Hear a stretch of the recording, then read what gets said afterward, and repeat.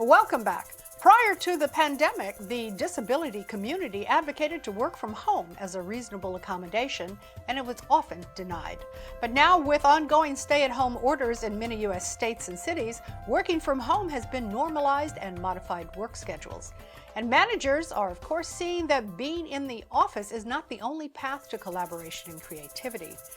There's a new environment that's developing, which is going to create employment opportunities for people with disabilities. Joining me from Fort Collins, Colorado, David Shurna, No Barriers USA Executive Director, and from San Francisco, Kathy Martinez, Disability and Accessibility Strategy for Wells Fargo. Welcome. Thank you. Thank you so much. David, tell us all about No Barriers. Well, No Barriers is a nonprofit organization that is really dedicated to helping people discover that what's within them is stronger than what's in their way. And what this means is that we provide these life-changing experiences for people who are facing a big challenge in their life. And at this time of COVID, it's kind of all of us. And so through these experiences, what you learn is you develop this mindset that looks at adversity in a whole new way and looks at adversity not as the thing that's going to hold you back, but as the thing that's an opportunity to propel you forward.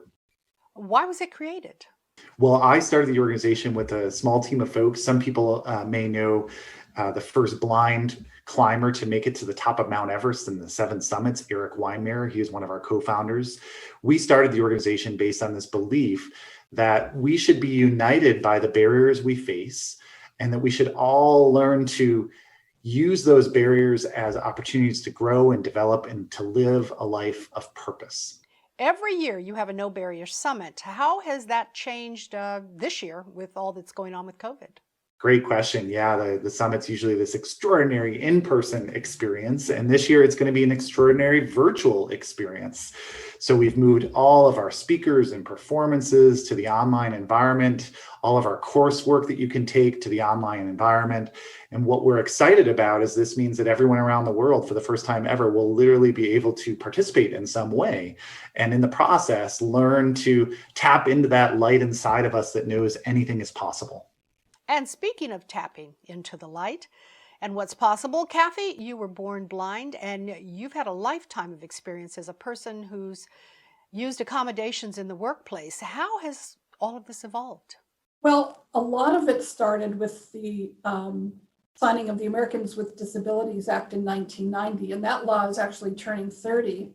I actually am pretty old, so working before the ADA mandated that private employers provide accommodations, the onus was on the person with a disability to come up with a solution.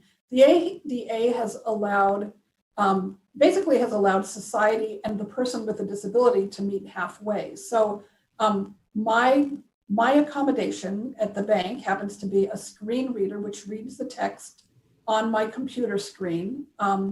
Without that, I could not do my job because I process a lot of information over a day, as you probably do. And so my accommodations really are around information and getting information.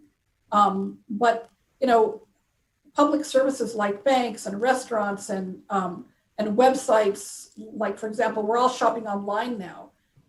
Before the Americans with Disabilities Act, I could have never, well, first of all, there wasn't an internet, but I had to depend on a lot of people a lot more than I do now. I'm able to shop online. I'm able to get my own money out of an ATM without having somebody see my private information. And I'm able to have a job and contribute to the economy and to my community.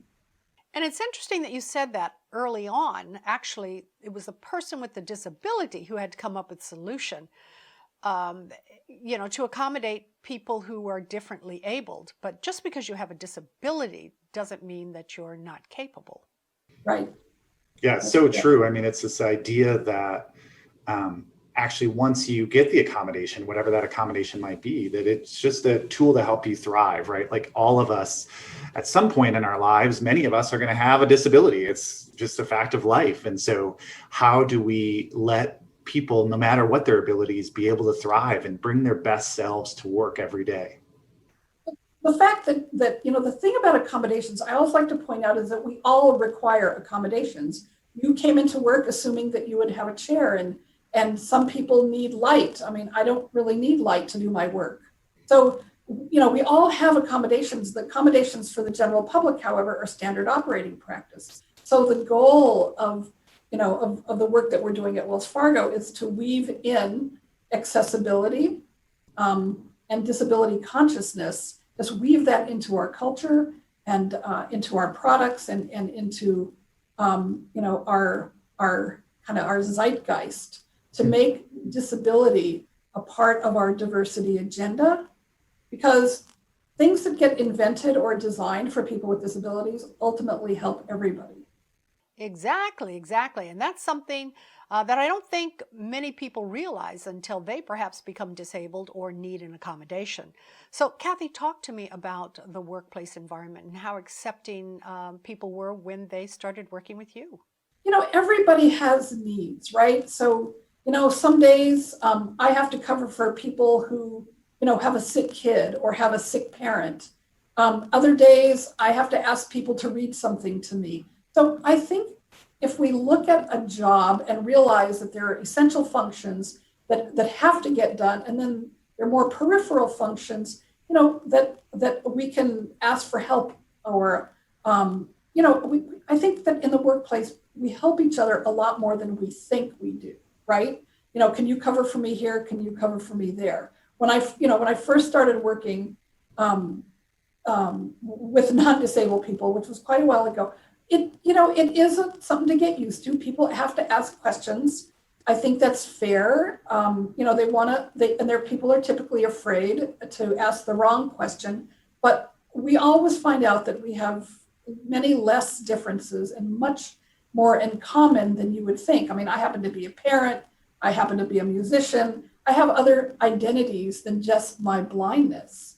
So, we connect on lots of levels. And, the disability, that my colleagues don't forget it, but it's just part of the deal, right?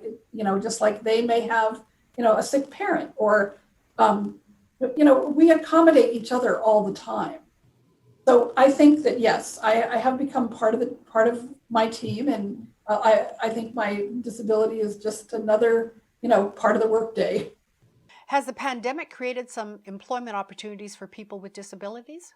I think that the pandemic, we hope, has created some opportunities because it has normalized something that people with disabilities have been requesting for a long time, which is the ability to work from home and to have a flexible work schedule.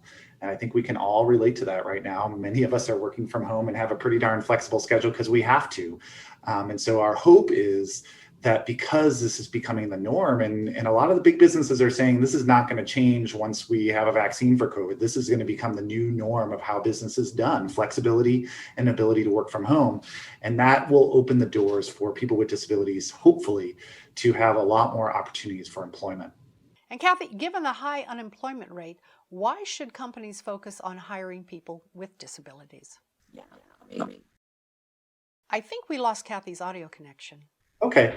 Yeah, well, I can take that. We're sorry to lose Kathy because her knowledge of this area is just really incredible. But what I've learned from Kathy and from the businesses we work with and the people we work with is that having an inclusive approach to hiring and building your workforce means that you're going to have a diversity of opinions and ways of thinking, which you need to solve complex problems. And so that inclusive mindset is going to strengthen your team because you're going to lead to more creativity, more ability to be resilient, more ability to handle the ups and downs that we're experiencing right now, because you're going to have a diverse workforce thinking of creative solutions. One of the things that I love best about the people with disabilities that we employ and that we work with here at No Barriers is that they have this incredible mindset that is very solutions oriented. I also find that the empathy levels and the ability to understand people's struggle is really important. And I see that my employees and the people I work with have that because of what they've been through. So I think that we hope that workforces or the companies are realizing that this inclusive approach is going to make our businesses thrive and make our people thrive. Well, this is the 30th anniversary of the Americans with Disabilities Act, and there are a lot of folks who are unemployed.